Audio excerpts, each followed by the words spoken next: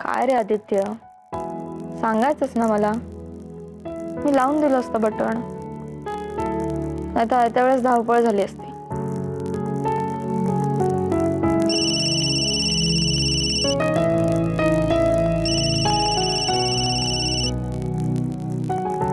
बोला. बोला.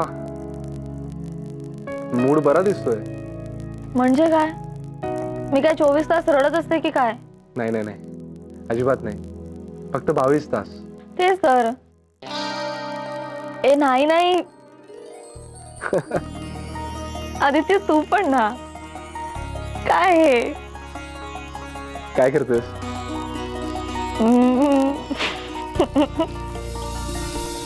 आता यात हसण्यासारखं काय आहे? अरे तुझ्या शर्टला बटन लावतेय. काय? हो मग, तुटलं होतं. अच्छा, तो आप टूटी हुई चीजों को जोड़ती हो. ग्रेट.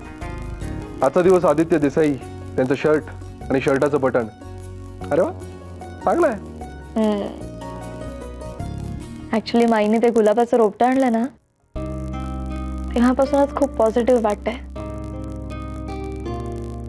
साक्षीने विदाऊट परमिशन गुलाब तोडला तेव्हा त्याचे काटेच लागले सगळ्यांना.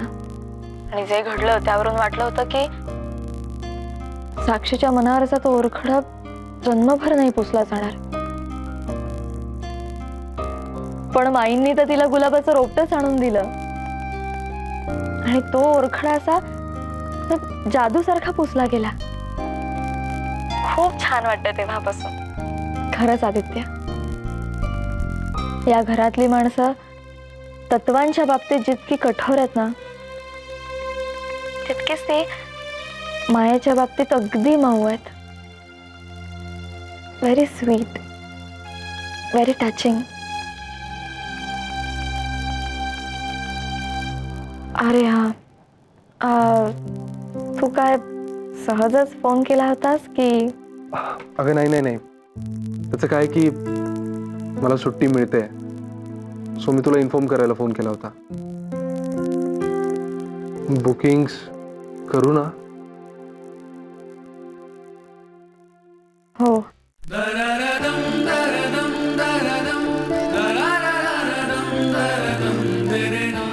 ओके देन, चल बाय. बाय.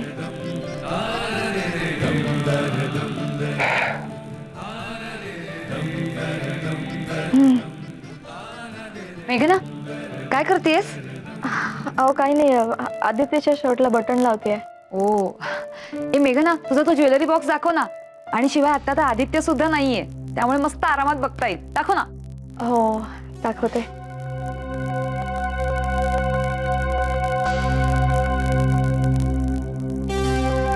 क्या किती मस्त आहे का हा?